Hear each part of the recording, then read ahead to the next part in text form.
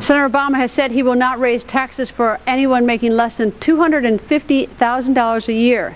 Now, the Democratic ticket calls their plan a middle-class tax cut. But different Democrats have defined middle class in different ways. Just this week, Senator Biden, his running mate, defined middle class as people making under $150,000 a year. And then now today, Governor Bill Richardson, a supporter of Senator Obama, dropped that number even farther. What Obama wants to do is he is basically looking at $120,000 and under among those that are in the middle class, and there is a tax cut for those. Former Speaker of the House Newt Gingrich is still with us. Mr. Speaker, I imagine Governor Richardson is really in the doghouse tonight, but the question is that just a gaffe by a governor misspeaking, or is that what the Democratic ticket is all about? Because that's a big difference, $250,000 versus $120,000.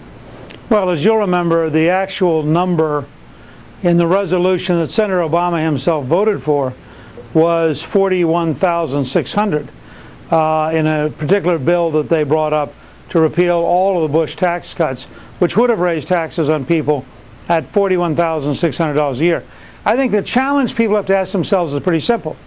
If Senator Harry Reid has a huge majority in the Senate among Democrats, and if Speaker Pelosi has a huge majority among Democrats in the House, how many Americans really believe that they're not going to suddenly find that they need a little more money, that they're going to take it from a lot more people, and that tax increase is going to sort of drift down to $50,000 or $40,000, and then maybe there'll be some other taxes, and they won't be directly on you, but if you fill up your car, or if you buy a cup of coffee at a store, or if you happen to buy some clothing, or if maybe you happen to run a business, or if you work for a business, you'll suddenly find that a lot more money is going to the government and not staying at home with you. So I think people have to ask themselves a pretty common sense question. 250 sounded like, oh, that's that other guy. And then Joe Biden goofed and he said 150. And now Richardson has goofed and he said 120.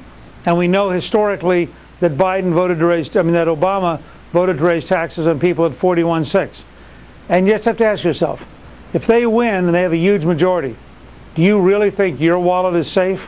Or do you think they might decide you have too much money and they need to spread your wealth around, no matter what your income level is?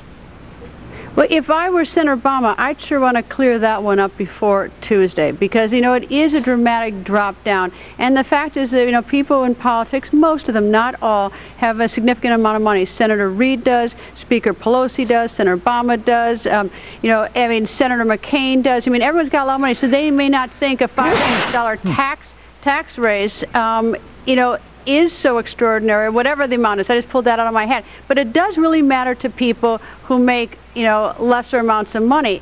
So Senator Obama needs to clear that one up between now and Tuesday. Well, there's a deeper issue, which is if you're in the early stages of a recession, and the economy is going down and unemployment is going up, and you're worried about creating jobs, any kind of tax increase which hits small business is a tax increase which increases unemployment. So one question you have to ask yourself is, why doesn't Senator Obama abandon all tax increases during the recession and make a pledge that he will not raise taxes until the economy recovers? Because any tax increase increases the likelihood that we'll have higher unemployment. All right. Well, explain something to me. When Senator Obama speaks, he has former President Clinton by his side. During President Clinton's time, we had great prosperity. And he says that he's like President Clinton on economics. President Bush has been not good on the economy, because we're now in the tank and it's under his watch. So why shouldn't the voter feel more comfortable with Senator Obama, because he says, look, I'm like Clinton? Well, first of all, the first 2 years of President Clinton weren't all that good. And when I became Speaker of the House, the Dow Industrial Average was at 3,300. Imagine that it was 3,300 tonight. That would be over 4,000 points, almost 5,000 points lower than it is right now. When I became Speaker, we began balancing the budget, reforming welfare, cutting taxes, controlling spending. I helped author, and Bill Clinton, to be fair, helped signed 4 consecutive balanced budgets for the first time in our lifetime. Now, There's a huge difference between the contract with America and the conservative Republican Congress that I led, and having Nancy Pelosi as Speaker and Harry Reid as the Senate Majority Leader. There is no spending control in this new Congress. There is no effort to stop tax increases. There's no effort to reform government.